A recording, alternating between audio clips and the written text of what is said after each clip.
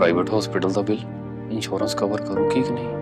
मुख्यमंत्री सहज योजना कार्ड हैगा, फिर कोई टेंशन नहीं, थोड़ा सारा ट्रीटमेंट कैशलेस है। बिना पैसिਆਂ ਦੇ?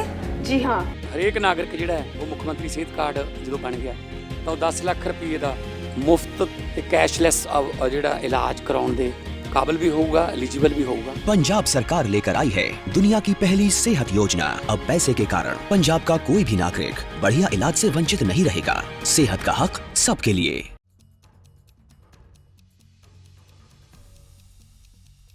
इस साल के बजट में भारत ने बांग्लादेश को तगड़ा झटका दिया है। वित्त मंत्री निर्मला सीतारमण ने लोकसभा में वित्तीय वर्ष 2026-27 का बजट पेश किया, जिसमें विदेश मंत्रालय के तहत पड़ोसी देशों को दी जाने वाली मदद में बड़े बदलाव किए गए। सबसे ज्यादा ध्यान और असर बांग्लादेश पर पड़ा। बांग्लादेश के लिए एलोकेशन आधे से घटाकर 60 करोड़ रुपए कर दिया गया है। दरअसल पिछले साल इसे 120 करोड़ रुपए रखा गया था, लेकिन इस बार इसे आधा करके बांग्लादेश को तगड़ा झटका दिया गया। वित्त वर्ष 2024-25 में भारत ने बांग्लादेश को लगभग 59 करोड़ रुपए की मदद दी थी और 2025-26 में ये बढ़कर 120 करोड़ रुपए कर दिया गया था, लेकिन रिवाइज एस्टिमेट में इसे घटाकर 34.48 करोड़ रुपए किया गया था और अब 2026-27 के बजट में ये 60 करोड़ रुपए ही रह गया है। इस फैसले से साफ संदेश मिलता है कि भारत मौजूदा स्थिति और व्यवहार के आधार पर अपनी आर्थिक मदद तय कर रहा है। दोनों देशों के बीच हाल के सालों में कुछ तनावपूर्ण मामले रहे हैं और इस कटौती से